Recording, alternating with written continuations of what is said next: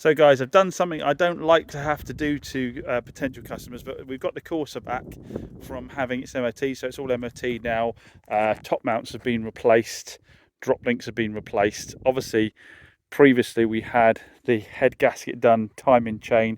You'll also note that before they diagnosed it as the head gasket, they replaced the top hose fitting here, the oil pressure sensor, and the thermostat housing on this side. They also put a new coolant bottle as well, just in case it was a coolant bottle.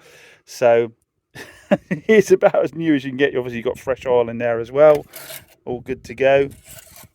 So yeah, one of our subscribers rang me up and said, I've seen it on the channel, how much are you going to be able to do the car for? And I gave him a price of £3,500, which is about what Auto Trader said it was worth for the mileage it's got on it. Now obviously I can't really charge a lot more on top for the whole head gasket scenario. Its value is pretty much its value. But when I drove the car back, I hadn't had a chance to drive it before, I found the clutch a bit juddery from pulling away from junctions, like someone's had their foot resting on the pedal. If you rest your feet on the pedal, you will wear the release bearing into the fingers of the pressure plate, and then you'll get a juddering as you pull away. It could also be glazing of the clutch, but I think having driven it a bit more, I don't think it's that. I think it's more a case of resting their foot on the clutch. Anyway, so we really need to have a clutch on it. So I rang the chap up and I said to him, I said, you might want to cancel your viewing. I said, because I'm not going to be able to sell it at that price, because we're going to have to put a clutch in it, and I am going to have to ask a bit more money for the car, and just hope whoever comes to see it values the fact that it's had that much work done on it, because you end up with a car with a new clutch in it, a new timing chain, obviously head gasket, and a fully revised cooling system plus advisory free MOT with the bits we did for that. And I said, realistically, it's probably going to cost me about £400 in time and labour to do it.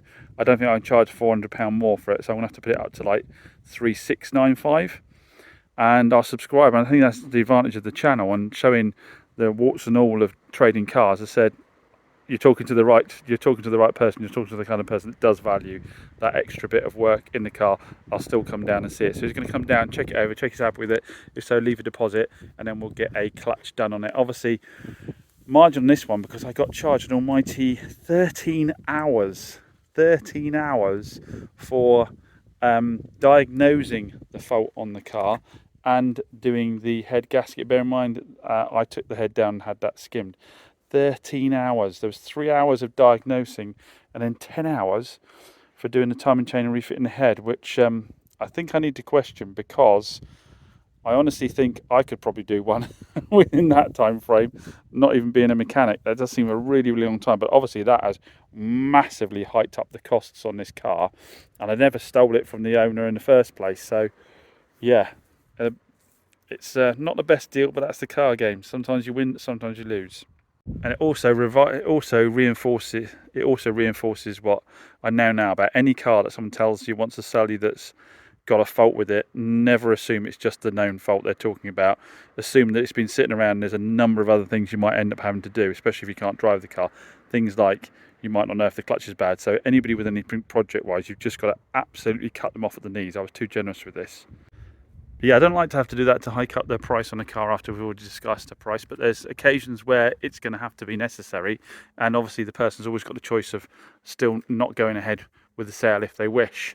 But at the end of the day, if you've got two Corsas side by side, and you've got one that doesn't have any invoices or receipts for a known replacement timing chain, for a known replacement clutch, then I would have thought most people would value for the extra maybe £300. This is over and above what the online platform say it should be, that they realise that is probably for them, well, probably £1,500 worth of work. So there are occasions where you might have to do it, and just be, as always with everything in this industry, be straightforward and upfront. And if someone says no, fair enough, there'll always be another customer.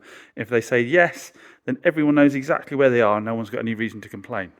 Pete, have a guess how long it is on the book to do a cam belt change on that 2000 and was it 14 or 16 Hilux we sold with the 3 litre diesel in it.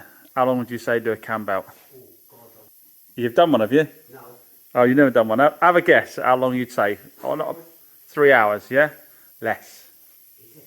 Yeah. Less. 1 hour then. 1 hour. Yeah. 1 hour. You've got to love Toyota for that, haven't you? 1 hour to do a cam belt. So another new arrival, and PT and I are a little bit in love with this little car. We just went and picked it up from South Molton. It is a Fiat Florino, is it? Well, I've looked around the back on a 67 plate. It's a fantastic little van. I just drove it back. It's got the 1.3 diesel in, which is one of my favourite engines. The 1.3 Fiat engine. They're such a punchy little devil for how big they are. Obviously, you get fantastic fuel economy. They're chain driven, so you don't have to worry about the cam belts. And the chains on these are good. They tend to really last well. But I don't know what this van was used for, but it is the least battered van I've ever seen. The paintwork on it is beautiful. Inside's good. I mean, the base on the driver's seat needs a clean, but other than that, it is really clean inside. Our mileage is only 59,000 miles.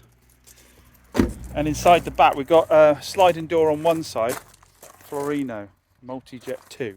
We've got a sliding door on one side. It's all been carpeted out. He's put some thick carpet down on top of the plyboard. So the interior's in really good nick. It's a cracking little van. I might drive this home tonight, you know. I like little vans. It reminds me of the Fiat 500 with the 1.3 on. It's a lot of fun. Little Fiat 500s with the 1.3 diesel, they're a lot of fun. You can bomb along in them. They just run off thin air. They're so cheap to run. What a cracking... I can't help but think this is going to make a fantastic micro camper for someone. You get one of those kits off eBay, put it in the back. I guess you could take this seat out if you weren't using it and you'd have to be able to get out full length. Or just put one of those boxes on top of the roof. Either that, which is going to make a cracking little van for someone's business, isn't it? If you're running around small things. Little cakes or something like that. I don't know what. But yeah, we just love this. I can't believe just how clean it is for a van. Don't really often get vans, but I was offered this and I saw a picture of it. I thought, I reckon that'll sell well.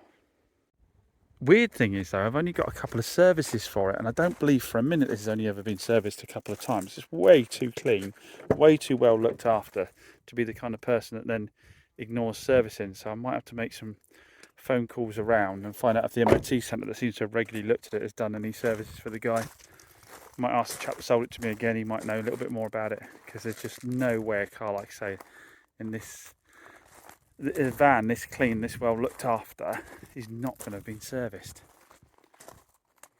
So we're just lanagarding the front and rear subframe on the Mini for our customer. Something we agreed to do as part of the sale, so it was all wire brushed down. Now, when I first used Lanagard, I wasn't that impressed with it. I think I was just used to stuff turning black and making it all nice and black. But Pete and I have now got a different opinion on it. We don't mind it. When it dries off, it looks okay. It doesn't look like you're covering stuff up with it. It gives it a nice coating, soaks well into the metal and any of the surface rust. And yeah, it's not too bad. I think there's danger with the other stuff. It can always look like you're covering stuff up, isn't it? But yeah, nice coating of Lanagard underneath there for him. Oil filter, air filter and cabin filter service. As promised, it's a nice little buff, so we will part this up. Not a bad little car for 2,995, is it? Next one in the queue for Lanagarding is the Kia Ceed. Local lady, she's got a RAV4 at the moment, which she's selling. She knows how locally the build up of mud and stuff on the back of them, on the underside of cars here in Devon, can cause issues, so she'd rather be preventative as well. So that's already been pre-stripped. We'll sort the two out. And Lanagard, the underside of that as well, should be sponsored by Lanagard. The amount of times I'm saying her name at the moment, shouldn't I? Obviously, we've done the new MOT on that as well, advisory free.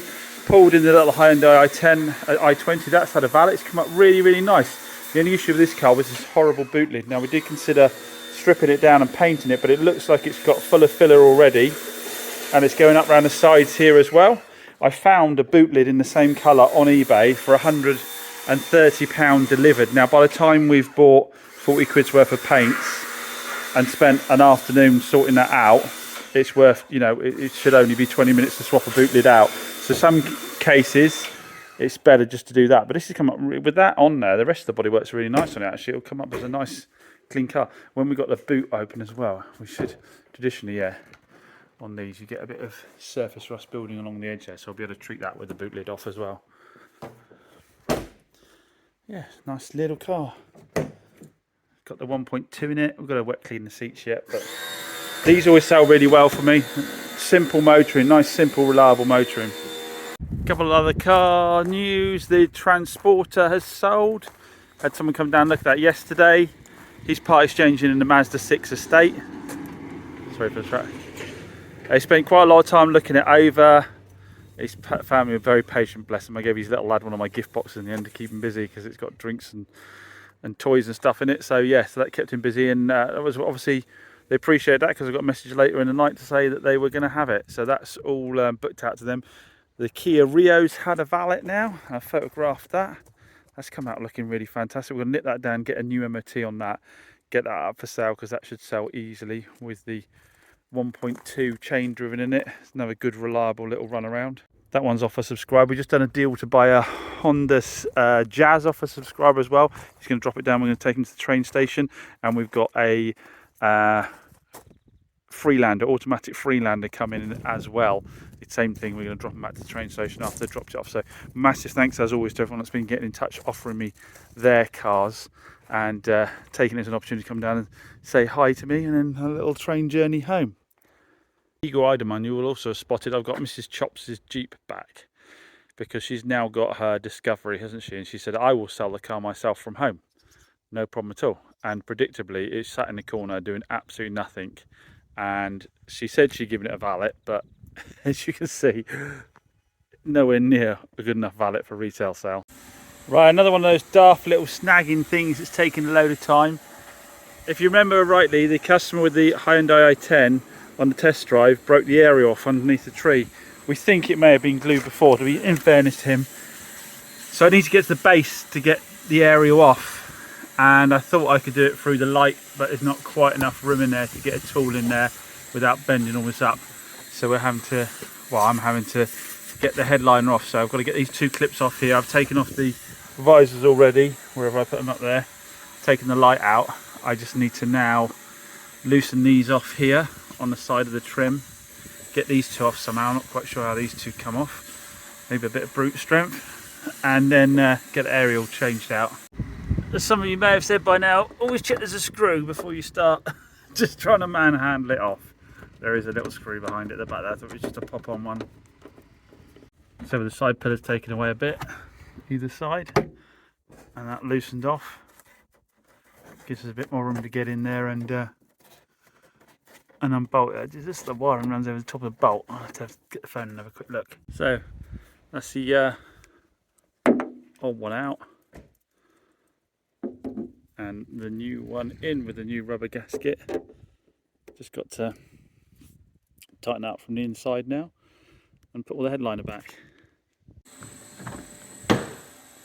So all sorted. Obviously I've given everything a wipe down with G101 on a cloth, take away any of my fingerprints from doing it.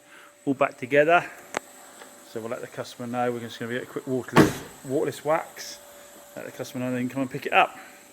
And of course it wasn't just an aerial we changed on the car. Obviously we took it down and got an MOT done on it, advisory free. Only thing we had to do was replace a headlight. Getting a lot of this where the adjusters in various different cars that give you the level up and down, they fail, and the car misses MOT then, so you have to get a replacement headlight. I'm guessing it's that one there, so we had to replace that headlight, but that was the only thing on the MOT. Got away fairly lightly on this one. So here it is, guys, the one you've all been waiting for. We are starting off the raffle for the Peugeot 106 GTI. So the Ford Fiesta ST1's just finished. I promised this would be the next one. So a reminder, we got this car from a subscriber's mother. It was her brother's car. He unfortunately passed away. It's only had 2 previous owners and has 58,000 miles on it. I know, low miles, low owners. It's in really nice original condition. We've just had it MOT'd. It's got an advisory free MOT on it, and we also had the cam belt done and the water pump and the fluids at the same time, so it's literally all ready to go. We've given it a machine polish. We haven't mucked around with the paint. It's just had a machine polish. It's really original car, this. We had to have a little bit of welding done inside, just inside the rail at the top here, and I think inside the engine bay on one of the panels on the right hand side, which is very common with these. Other than that, it just needed standard sort of servicing items for the MOT. I see all the bodywork's in really nice original condition. It's got the original alloys on it. Now here is the kicker, the interior. The interior is like new. For 58,000 miles, do you think this has done 10,000 miles? The seats are minty mint. Everything is in fantastic condition. Again, all original. We've disconnected the keypad just to make life easier, but that can be reinstated if you really want to. It's got the original Clarion stereo in it. We'll pop the bonnet so you can have a look in there. So there's brand new MOT down there. Now, as always, we will be giving to charity with this raffle. Now, the lady, when we agreed to take the car on and get it all prepped, the lady said, could we do her charity, which is, I believe it's an autism one, but I'll double check that and I'll put details of it in the next video. So, as always, we'll be giving a proportion to charity. So here you've got the totally original 16 valve 1.6 engine, not been messed around with silly air filters or anything else like that, all original. I think that bit of welding we had done was just down there, which if anyone knows these cars is quite common. I say we've had the cam belt and the water pump done, the fluids have been done. It's got a new advisory free MOT on it, so it really is all set to go for the new owner. These things, every single part, I've had part of this here do the photos today. 2 delivery drivers and a guy walking back from work all stopped and said how cool this thing is. Everyone absolutely loves them, and I think they've got plenty of room to carry on going up in value. A rally now, a scruffy 106 rally's worth like 10 grand now, and these have been following very, very quickly. And being a 90s car, I think they've got plenty of room yet to go up in value, because all us old buggers in our 40s and so forth, we love these cars. Guys in 30s love these cars. They've got real opportunity to go up in value. But this is a car you could get in, you could drive it every day in the week and have loads of fun. Take it to a show at the weekend, still get people stopping, and take it to a track day on Sunday. And I think it's just a fantastic little all-rounder. And I'm just really pleased we were able to find it and bring it back, because basically it was sitting for a little while, obviously with the illness, and then he's passing away. The car sat for a while. I think we did some new rubber. We might have had new rubber all round, I can't remember. But all set to go. I'd like to keep them nice and affordable. It's just going to be £2 per ticket, and the system will automatically draw the winner at the end of the raffle. There won't be a cash alternative with this one. I can't think if you're entering this raffle you're going to want anything other than the car, really. And if you don't want the car, you will not find any problems whatsoever in selling this on. I'd direct you to our friends at Manor Park Auctions if you decided you wanted to sell it on. I'm going to get out on the road, do a few miles, make sure it's all good. We'll do some video footage of that when we do it, just so you can see it running and driving. And like I said, we'll put a link to the raffle in the video description down below. I'll put a QR code on the screen there, or just search up Chops Garage Raffle. You can find it that way if you just Google that. It's a real find, this one. I'm very tempted to keep it tucked away in a corner for myself, but I did promise you guys that we would raffle it off, and hopefully we raise a poo ton of money for the charity as well.